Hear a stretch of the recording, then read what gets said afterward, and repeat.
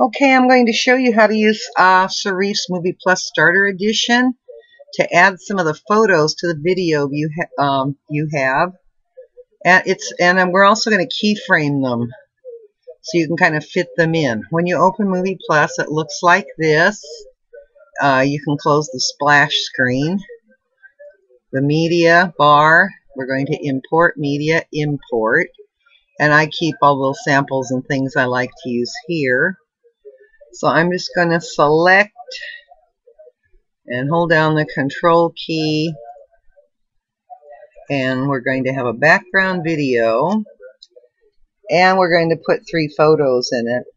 The background video, like I showed, plays in place. You're going to click and drag the background video down here to the video track. And this pop-up tells you what the settings will be. The settings are going to be, they're set automatically according to your background video. Just click yes. Then we're going to right-click, insert video track. We're going to use 2 video tracks for these. And we're going to just kind of put our 3 photos that I'm going to use. I've never tried using. Here we go. And also over here where it says plus and minus, I'm going to expand this a little bit so we can kind of see it better. Okay, now select the part of your video that you want to put and you can change the duration if you want. I'll show you how. Even after you've keyframed them and everything, we can still change the duration. Now this fish video is incredibly noisy, so I see the little speaker. I'm going to click on it to mute the fish video. If we play through this, you'll see the pictures kind of pop up. Okay, but we don't want to just go blah right in front. So click on the first one, and let's make it a little bit shorter here. See, there's a little downward facing arrow here. There's also a little downward facing arrow here next to the eye. I usually like to use this one. And you're going to click on transform. And you'll see a little grid with little handles. Click up here in the corner, and you're going to make it real small.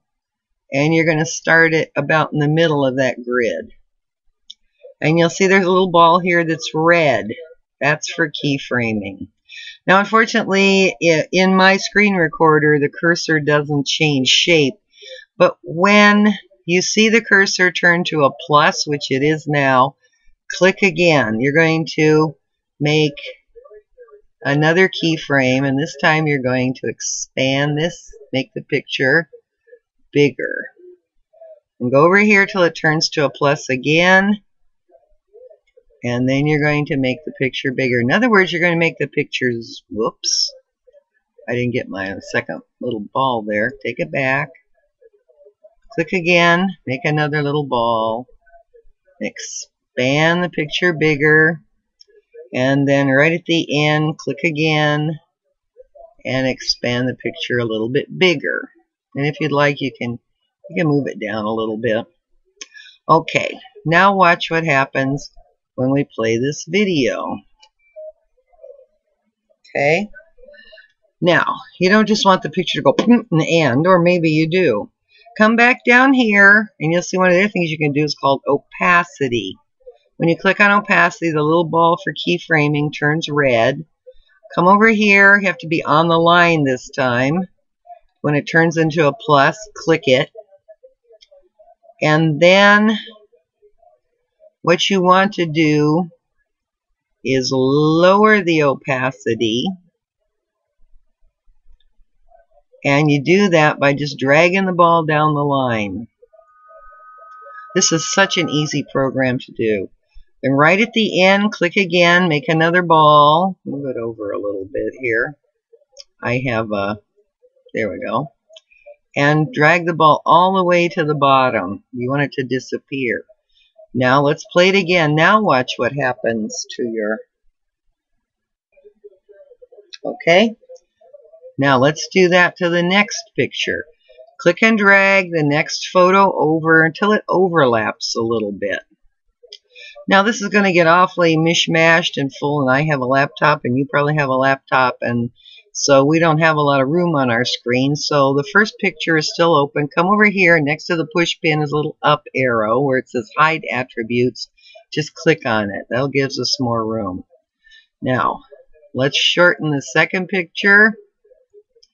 Click on the little down arrow in the upper left corner. Click on transform. We're going to do the same thing to this picture, except now let's make it come out of the upper right corner. Make it small. You'll notice the little red ball is there.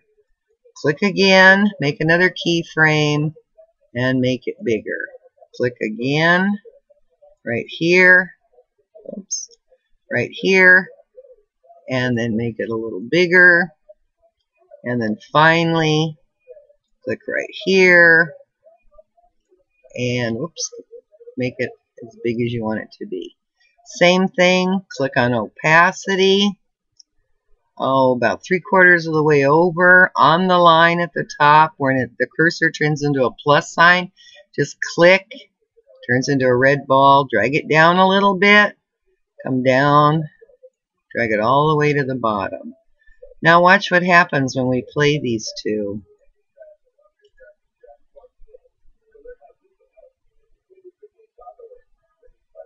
Isn't that cool? Okay. We have one more picture. In the meantime, once again, we're taking up a lot of room. Click the up arrow over there. Let's click and drag this one a little shorter. Now, like I said, you can make them as long or short. Click on transform. Why don't we start this one right in the middle? Let's see. Let me hold down the Alt key. Sometimes that works. No, not on this. Okay. No. Okay. And we're going to make it small, but this time we're going to start this one right in the middle. Okay. Come over here. Click. Make another keyframe. Little red ball. Make it bigger. Take the plus and put it back in the middle again. Okay, that's easy to do. Once again, cursor turns into a plus. Make it bigger. And last time, whoops, move a little bar over. There you go. And make it biggest. Okay. You can even make it a little bigger if you want. Okay, come over, click on opacity.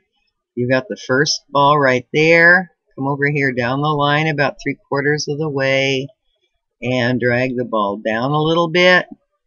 Come over to the end of the clip, click, make another red ball, drag it all the way to the bottom of the opacity section. Okay, we're going to close that up. Now watch what happens when we play.